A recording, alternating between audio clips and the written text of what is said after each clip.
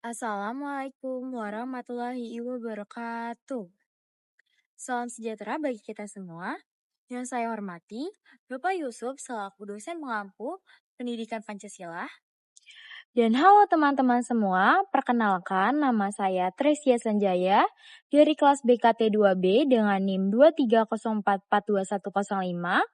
Pada video kali ini, saya akan mereview buku yang berjudul Gender dalam Birokrasi Pemerintahan, karya Dr. Anda Sri Hartanti, MSI. Sebelum itu, jangan lupa like, komen, subscribe video ini ya. Teman-teman tahu gak sih apa itu keadilan? Ya, jadi keadilan adalah prinsip moral yang mengharuskan semua individu mendapatkan hak yang sama tanpa memandang suku, agama, jenis kelamin, ras, ataupun status sosialnya. Teman-teman, di era modern ini, isu kesetaraan gender masih menjadi perhatian utama di berbagai sektor, termasuk dalam birokrasi pemerintahan. Meskipun demikian, pembangunan bertujuan untuk meningkatkan martabat bangsa Indonesia secara menyeluruh tanpa adanya diskriminasi.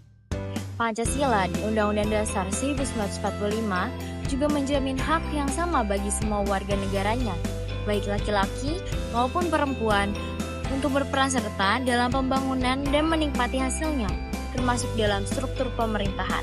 Tepatnya, prinsip ini tercermin dalam Undang-Undang Dasar 1945, Pasal 28D ayat 3 yang menyatakan bahwa setiap warga negara berhak memperoleh kesempatan yang sama dalam pemerintahan. Namun, realitasnya menunjukkan bahwa masih terdapat kesenjangan gender yang signifikan di berbagai sektor, termasuk dalam birokrasi pemerintahan. Buku Gender dalam Birokrasi Pemerintahan memberikan perspektif yang komprehensif kepada pembaca tentang kesetaraan gender dalam birokrasi pemerintahan.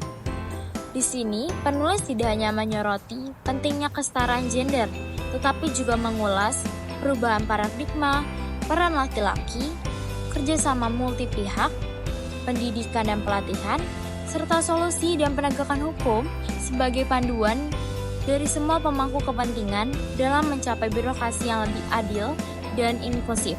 Keunggulan utama buku ini yaitu isinya mengenai analisis mendalam terhadap kebijakan, regulasi, budaya kerja, dan praktik-praktik terkait kesetaraan gender. Buku ini juga menggunakan data dan bukti yang kuat untuk mendukung argumennya. Ditulis dengan gaya bahasa yang lugas dan mudah dipahami, sehingga dapat diakses oleh berbagai kalangan.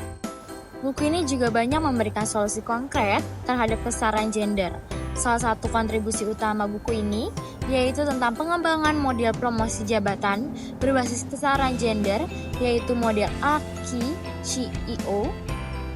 Namun, di balik keunggulan pasti adanya kekurangan. Kekurangan dari buku ini yaitu beberapa pembaca mungkin akan merasa buku ini terlalu berfokus pada analisis kebijakan dan kurang menyoroti sudut pandang praktis atau narasi pribadi. Lalu buku ini juga bisa lebih banyak ditambah cerita atau testimoni dari perempuan yang berkarir di birokrasi pemerintahan supaya bisa menambah dimensi empati dan lebih menggugah.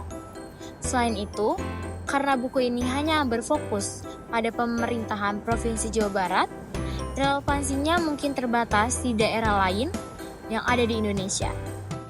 Secara keseluruhan, buku Gender dalam Birokrasi Pemerintah menarik karena kontennya informatif, inspiratif, dan membuka jalan untuk mewujudkan birokrasi yang adil dan inklusif di Indonesia.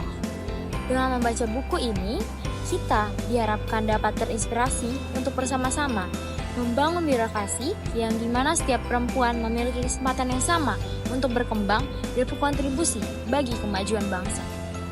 Sekian video review buku Gender dalam Birokrasi Pemerintahan oleh saya. Kurang lebihnya mohon maaf. Terima kasih sudah menonton. Terima kasih kembali. Wassalamualaikum warahmatullahi wabarakatuh. Jangan lupa like, comment, and share videonya ya. See you.